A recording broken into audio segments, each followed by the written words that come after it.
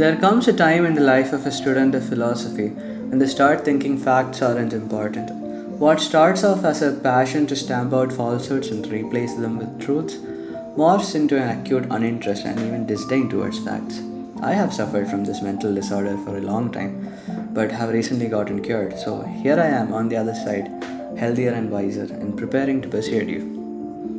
Philosophy is a study of certain kinds of general ideas that are abstracted from particular details. So, we talk about morality as a general principle instead of focusing on real life, on the ground policies. Making correct assessments about policies requires one to know many facts about what is going on. And acquiring those facts comes with messy procedures, dirty hacks, approximations, and uncertainties. You can't write a syllogism and marvel at the knowledge that if the argument is sound and if the premises are true, then the conclusion must be true. Real life isn't like that. It is not clear what is going on in the world because everything is just too complex, too many different things happening all at once, and no good ways of cleanly passing them out. To the degree that anything can be understood, the job is left to specialists in each field. Philosophers, on the other hand, stand quite far back, look at the final results, discard all the unnecessary details and abstract ideas from them to talk about. Instead of being curious about acquiring more facts and consequently enriching their picture of the situation, the compulsion is to wash away any messiness so that only pristine abstractions remain, and upon those beautiful structures they apply the tools of logic and reasoning.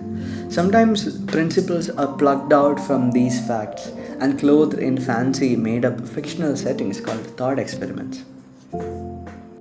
The working of the fine machinery of philosophy can be only witnessed properly when the problems are diluted and transposed in this manner, to the point where all that is ever achieved are some intellectual stimulations for the participants. The problems will remain intact after all the discussions are finished. The real solutions and their implementations are left to the men and women without philosophy degrees who are on the ground putting their hands to use. But even if you're not interested in solving real problems, facts help immensely. While all that is ever discussed in philosophy are abstractions, they must cash out in the form of some facts about some things. If all you know are general high level principles, you will be handicapped in your thinking and you will be severely limited in what you are able to see.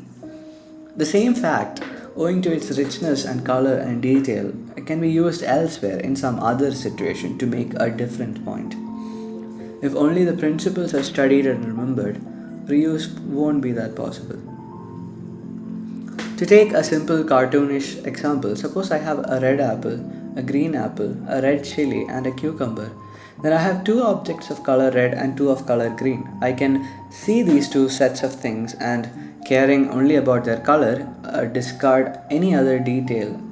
I go on to talk about redness and greenness, properties of objects I was aware of, about which I don't know anything further, but instead, had I known more about them, of what they're made of and what part of the plant they came from, I could have abstracted them in a different way, as fruits and vegetables.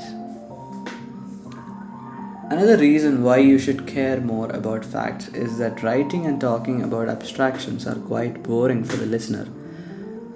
The more examples you have, the more you're able to tell a visceral story, and the more you're able to create a vivid image in the mind's eye of the reader.